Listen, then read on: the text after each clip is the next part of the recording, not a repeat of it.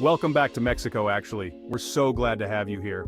Today we're diving into a crucial issue that affects everyone in Mexico City. We're talking about the recent changes to property laws in Mexico City and their impact on the community.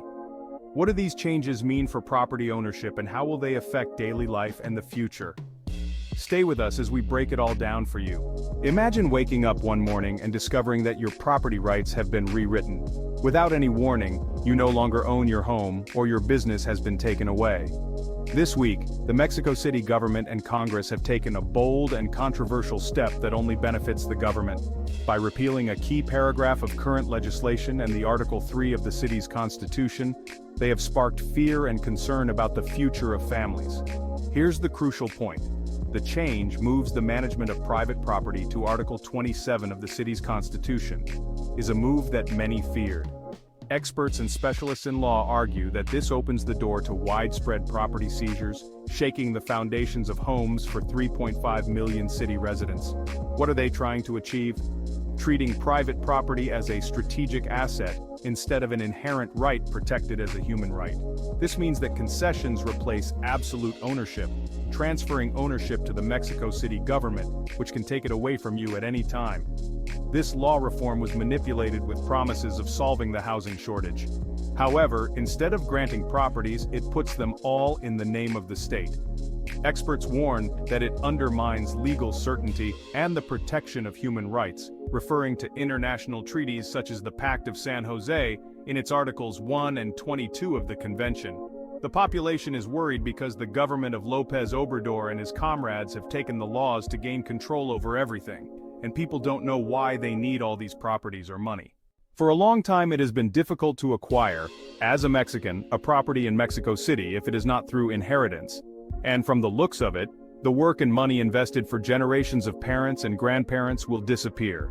Since the promises of López Obrador, while he was running Mexico City, only construction permits have been granted to European and French companies, totally ignoring the teachers' unions, to whom he promised homes if they helped him to form his party, Morena, against others, and then he ignored them.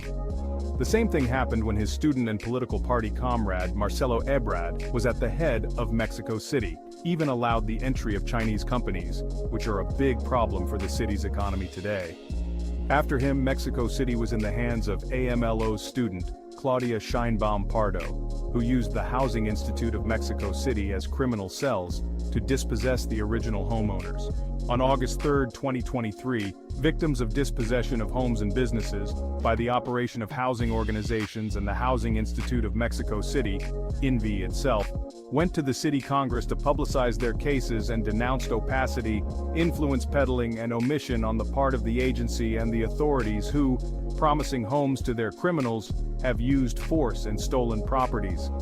There are even cases where people claim that the prosecutor's office invented crimes against the owners and, without evidence, sentenced them to prison to allow groups affiliated with the Morena Party to seize their homes. We must remember that Sheinbaum herself made agreements with Airbnb to give them control over the city, despite the fact that specialists recommended against it because it caused the collapse of economies in other countries. These cases and promises have not been resolved, nor has any housing been granted. Even participants in the dispossessions have stated that they have only been asked for money for Morena's social programs, but they have not been given any paper that assures them that they will be given a house after the crimes committed. We point out that the crime of dispossession exists in Mexico City and is punishable by imprisonment. The outlook is worrying for Mexico City and its inhabitants, with water scarcity problems that no authority has wanted to take care of, lack of opportunities, and lack of housing for the people who do work in the city. Takeovers by organized crime may be a visible future and have been occurring, with the recent wave of migrants and unemployment. The city has no other strong productive industry to increase public wealth. Its main income, after the payroll tax on workers, is property and tourism, both of which cannot be the main source of any state since it is fluctuating. Those who have built the city have always been small and medium-sized businesses.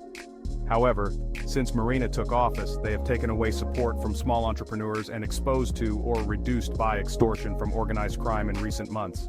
The real hope for Mexico is that citizens begin to exercise their rights through legal channels and with lawsuits against the government to enforce their human rights, and thereby be able to keep their homes and businesses.